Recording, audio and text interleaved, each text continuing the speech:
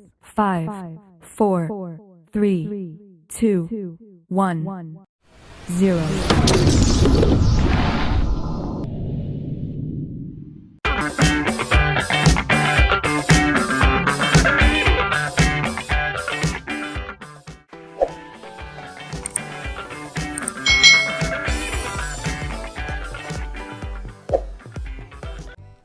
Hai, selamat datang di channel YouTube Kak Citra. Apa kabar adik-adik semuanya? Kak Citra berharap kalian dalam keadaan yang baik, sehat, dan siap untuk belajar ya. Hari ini kita akan belajar bersama-sama untuk mata pelajaran tematik kelas 2. Kita belajar di tema 8, keselamatan di rumah dan perjalanan, subset tema 1, aturan keselamatan di rumah, pembelajaran yang ketiga. Mari adik-adik yang hebat, kita belajar dengan penuh semangat. Adik-adik, baterai jam dinding di ruang tamu sudah usang. Baterai jam dinding harus segera diganti. Ayah meminta Udin untuk menggantinya. Udin bersedia untuk menggantinya. Nah, adik-adik, di sini ada percakapan antara Udin dan ayahnya. Hati-hati ya nak, jangan sampai terjatuh. Kalau terjatuh bisa terluka. Jam dindingnya pun bisa pecah. Ini pesan ayahnya Udin. Lalu Udin menjawab adik-adik, "Iya ayah, saya akan berhati-hati. Pegang mejanya yang kuat ya ayah," jawab Udin. Apa isi percakapan Udin dan ayah tadi adik-adik? Nah, percakapan di atas tadi itu berisi tentang ayah dan Udin yang sedang mengganti baterai jam yang sudah usang. Nah, ayah sendiri berpesan kepada Udin untuk hati-hati. Apa pendapatmu terhadap isi percakapan mereka? Nah, di sini kan Udin harus berhati-hati karena jika terjatuh bisa terluka dan jam menjadi rusak. Jadi pesannya ayah tadi sangat baik ya adik-adik untuk dipatuhi oleh Udin. Adik-adik, bacalah kalimat-kalimat berikut ini dengan benar. Yang pertama, kalau terjatuh bisa terluka. Yang kedua, jam dindingnya pun bisa pecah. Yang ketiga, iya ayah, saya akan berhati-hati. Nah adik-adik, coba nih perhatikan penggunaan tanda titik di 3 kalimat ini. Nah adik-adik, penggunaan tanda titik ini di akhir kalimat. Tanda titik itu selalu dibubuhkan di setiap akhir kalimat. Nah selain penggunaan tanda titik, tentu adik-adik masih ingat ya tentang penggunaan huruf kapital. Tanda titik itu digunakan untuk mengakhiri yang namanya kalimat berita adik-adik. Kalau tanda tanya seperti ini digunakan untuk mengakhiri kalimat tanya. Lalu kalau tanda seru itu digunakan untuk mengakhiri kalimat ajakan, kalimat minta tolong, dan kalimat perintah. Adik-adik, pada semester sebelumnya kita sudah belajar nih tentang penggunaan tanda tanya, tanda seru pada kalimat ajakan, kalimat minta tolong, kalimat perintah. Nah sekarang kita akan belajar tentang tanda titik yang digunakan untuk mengakhiri setiap kalimat berita. Adik-adik, coba tulis kembali kalimat berikut dengan benar. Nah, kita tuliskan dengan memperhatikan penggunaan huruf kapital dan tanda titik. Yang pertama, batu baterai jam dinding di ruang tamu sudah usang.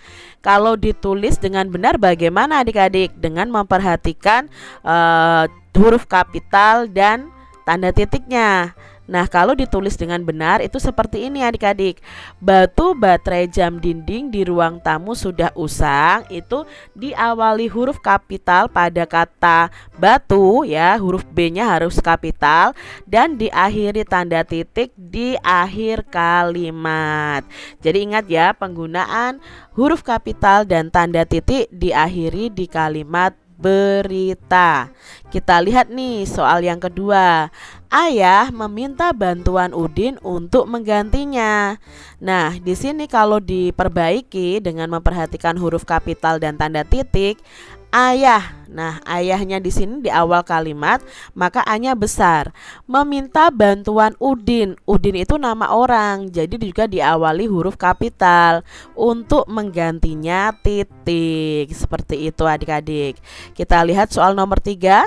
Ayah dan Udin sama-sama memperbaikinya.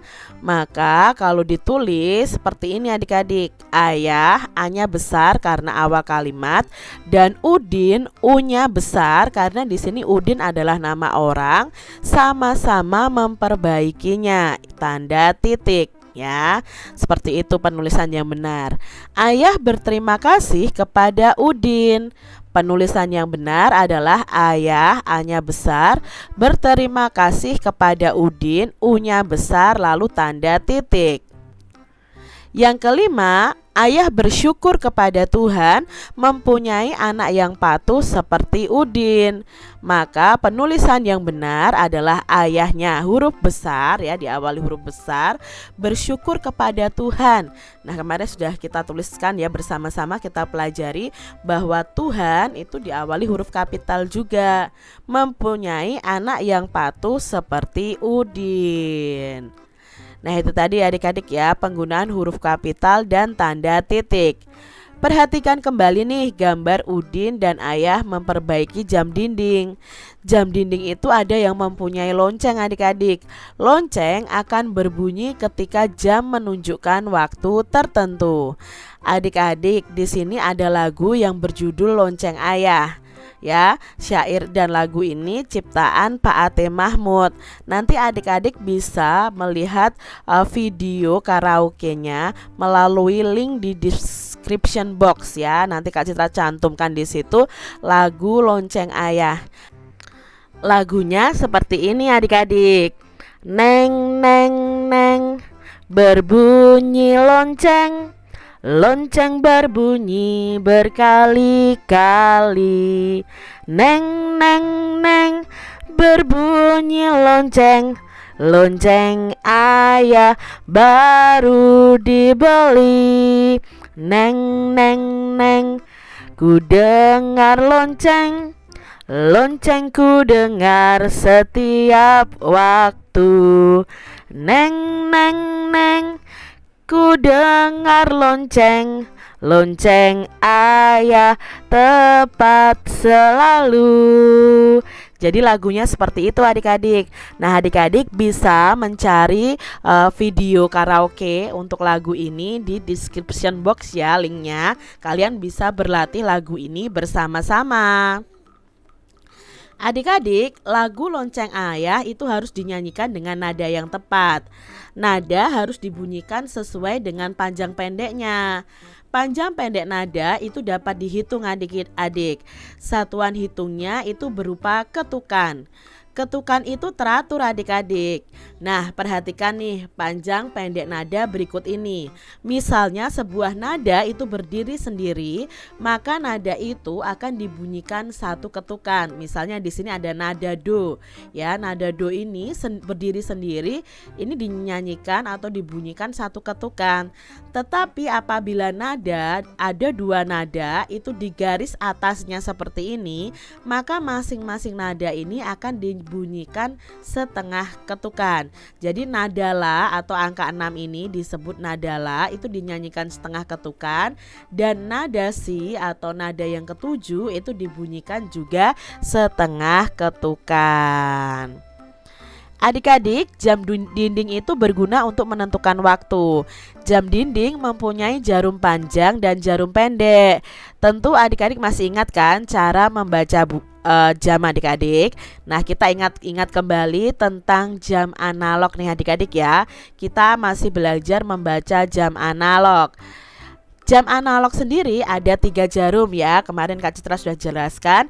Ada jarum pendek yang menunjukkan jam, jarum panjang yang menunjukkan menit, lalu jarum halus atau jarum yang selalu bergerak itu menunjukkan detik. Dalam jam analog itu terdapat angka 1 sampai 12. Jarum jam pada jam analog itu selalu bergerak memutar adik-adik. Dalam satu hari itu ada 24 jam. Satu putaran penuh jarum panjang pada jam analog itu menunjukkan 1 jam atau 60 menit. Sekarang kita belajar ya membaca jam analog. Perhatikan jam berikut ini adik-adik. Jarum pendeknya menunjuk angka 10, jarum panjangnya menunjuk angka 12. Maka jam ini dibaca pukul 10. Lalu perhatikan jam ini adik-adik. Jarum pendeknya di angka berapa? Ya, di angka 8. Lalu jarum panjangnya di angka 12. Maka dibaca pukul 8. Kita lihat jam berikutnya adik-adik. Jarum pendek di angka 2, lalu jarum panjang di angka 12. Maka dibaca pukul 2. Perhatikan letak jarum panjang dan jarum pendek pada jam berikut ini. Nah, menurutmu jam tersebut menunjukkan pukul berapa ya? Mari kita baca petunjuknya bersama-sama. Yang pertama adik-adik, jarum pendeknya menunjuk angka 1, sedangkan jarum panjangnya menunjuk angka 12. Maka dibaca pukul berapa adik-adik? Ya, ini dibaca pukul 1. Selanjutnya adik-adik, jarum pendek menunjuk angka 3, jarum panjang menunjuk angka 12. Maka jam ini dibaca pukul? Ya, dibaca pukul 3. Lalu jarum pendek menunjuk angka 6 adik-adik, dan jarum panjangnya menunjuk angka 12. Maka jam ini dibaca pukul 6. Gambar jam berikutnya, jarum pendeknya menunjuk angka 9, lalu jarum panjangnya menunjuk angka 12. Maka dibaca pukul? Ya, dibaca pukul 9 tepat ya adik-adik ya. Lalu jarum pendeknya menunjuk angka 11 dan jarum panjangnya menunjuk angka 12. Maka dibaca pukul 11. Nah, demikian tadi adik-adik pembahasan kita di tema 8 subtema 1 pembelajaran yang ketiga. Semoga video pembelajaran ini bermanfaat ya untuk adik-adik semuanya. Dan sampai jumpa lagi di video pembelajaran Kak Citra selanjutnya. Tuhan memberkati. Jangan lupa tekan tombol subscribe, lalu tekan loncengnya, tekan juga tombol like, lalu share ke media sosial kalian. Jangan lupa untuk ikuti media sosial Kak Citra. Terima kasih.